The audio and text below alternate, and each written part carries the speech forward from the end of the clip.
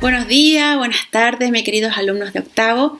Espero que en esta nueva semana se encuentren bien de salud, que estén en sus casas, como siempre, resguardándose, ¿cierto?, de este virus que todavía no nos quiere dejar hacer nuestra vida normal. Así que espero de verdad de todo corazón que estén bien en todo sentido.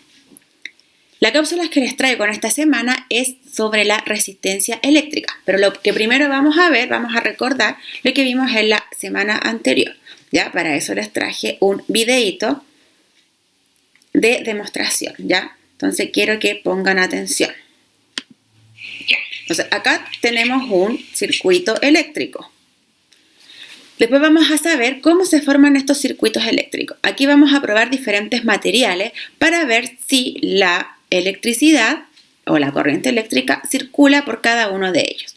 Entonces, lo que primero vimos es que al conectar este circuito eléctrico, ¿qué va a pasar? Se va a mover ese motorcito. Después vamos a probar con la cuchara.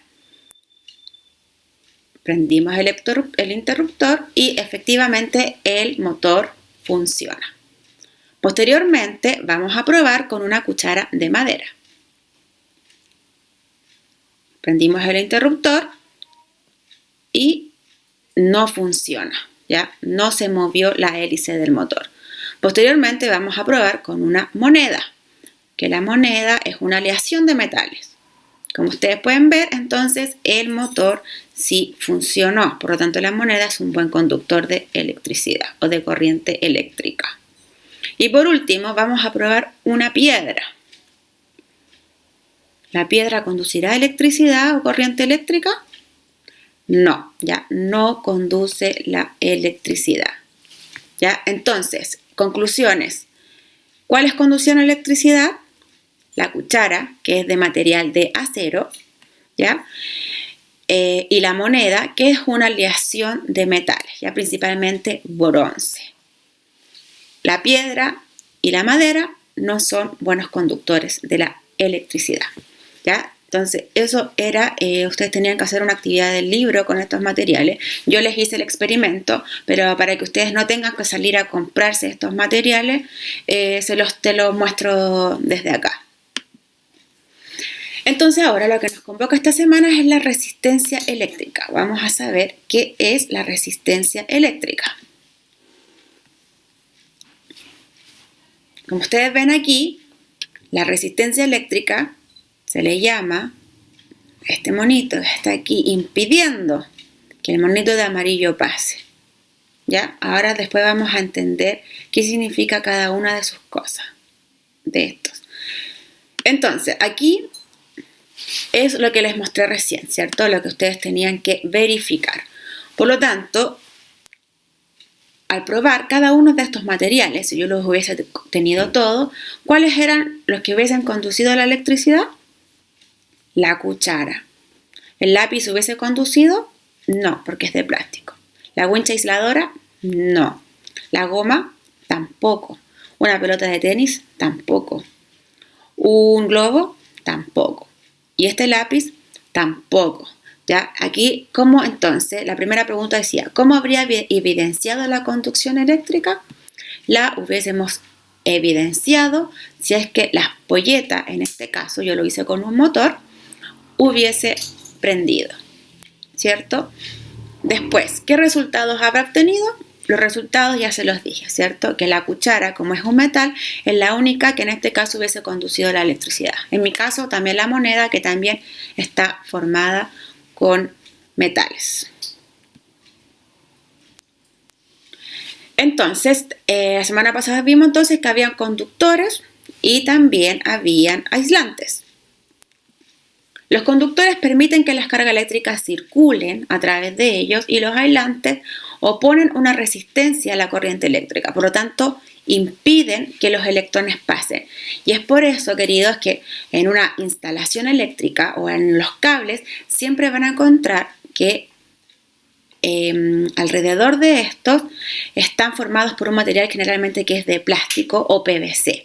¿Ya? ¿Por qué? Porque es un aislante e impide entonces que a nosotros nos dé la corriente. ¿Por qué? Porque nosotros somos unos buenos conductores de electricidad. Por lo tanto, si nosotros tocáramos un cable pelado, ¿qué nos va a pasar? Nos va a dar la corriente, ¿cierto? Y podemos electrocutarnos.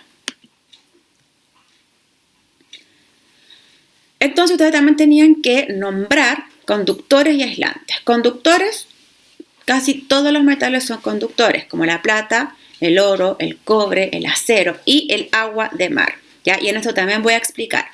El agua pura casi en la naturaleza no existe, casi siempre está formada por sales minerales, ¿ya? El agua de mar está formada por muchas sales minerales y es por eso que es un buen conductor de la electricidad.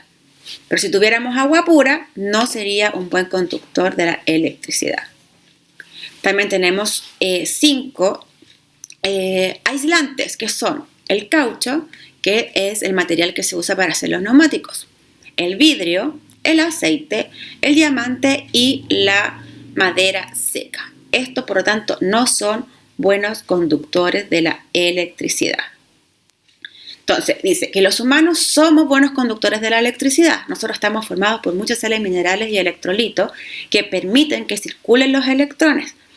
Entonces, por eso tenemos que tener especial cuidado cuando manipulamos cualquier artefacto eléctrico, porque cualquier descarga podría ser mortal para nosotros, ¿ya? Entonces, tenemos que tener harto cuidado cuando manipulamos cualquier objeto electrónico. Pero los ingenieros eléctricos tienen una forma también de impedir que a nosotros nos den una descarga eléctrica por uso o por mal uso o por algún daño de algunos artefactos. Y esto se llama la conexión a tierra, ¿ya? ¿En qué consiste esta conexión a tierra? Recuerden que la tierra es un reservorio de cargas, ¿ya? La tierra puede aguantar, por así decirlo, muchas cargas tanto negativas como positivas. En este caso las negativas, que son las de la electricidad, ¿ya? Entonces acá tenemos un dibujo donde no hay una conexión a tierra. Entonces, ¿qué pasa? Que el artefacto sufrió algún imperfecto y toda esa descarga eléctrica, todos esos electrones ya van a fluir hacia nuestro cuerpo. Entonces, ¿ahí qué nos va a pasar? Nos vamos a electrocutar. En cambio, ¿qué pasa con las conexiones a tierra?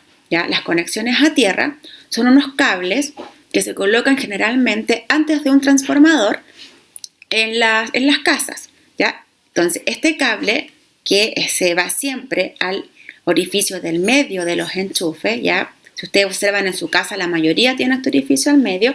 Esa es la conexión a tierra y que permite que cuando este artefacto sufra algún desperfecto, esa descarga de energía, esa descarga eléctrica, se vaya a tierra y así impide que nosotros nos electrocutemos, ¿ya? Así que ahora pueden observar en su casa los enchufes y se van a dar cuenta que tienen este orificio en el medio que es la conexión a tierra. ¿Para qué? Para poder impedir que nos dé una descarga eléctrica a nosotros. Entonces ahora lo que nos convoca, ¿ya? ¿Qué es entonces la resistencia eléctrica? La resistencia eléctrica es la dificultad que presenta la corriente eléctrica al circular por un material. Entonces, ¿qué pasa? Cuando son buenos los conductores, como ustedes ven, no hay nada de resistencia. Ya el electrón o la energía negativa o la corriente eléctrica va a circular sin tener ningún problema o dificultad. En los semiconductores, en cambio, tenemos cierta dificultad, ¿cierto? Y en los aislantes, como ustedes ven, es muy difícil que circule la electricidad o la corriente eléctrica. Por lo tanto, hay una mayor resistencia eléctrica. Entonces, ¿qué es la resistencia eléctrica? Es la dificultad que presenta la corriente para circular por un material. Tenemos distintos factores que van a intervenir en esta resistencia, ¿ya? Primero, el diámetro y la longitud. Y acá en su libro salía una analogía súper buena que hacía referencia a las bombillas.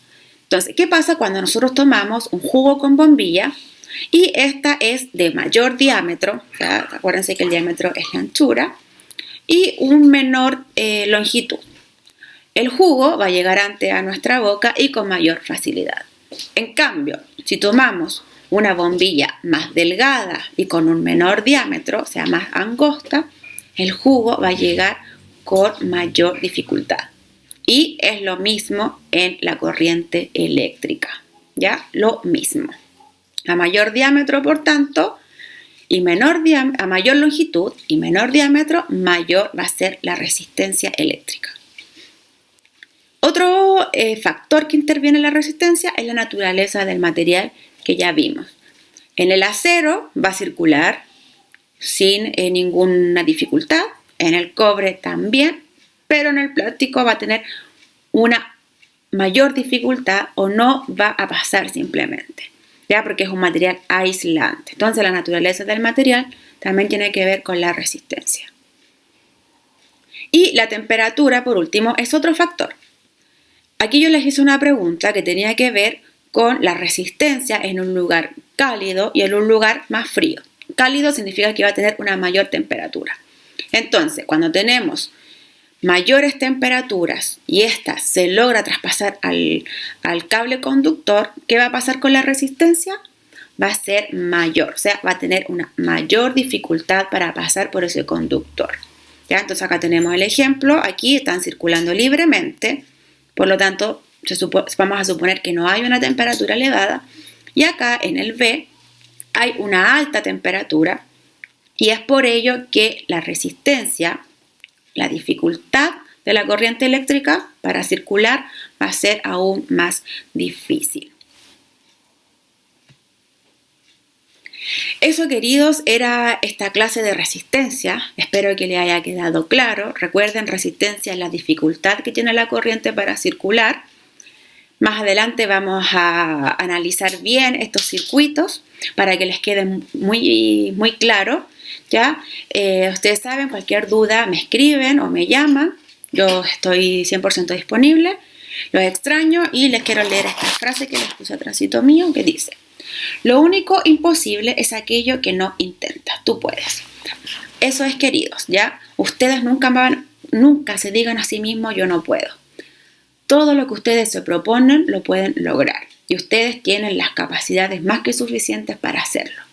Así que ánimo, motívense, queremos que aprendan y esa es la idea, queridos.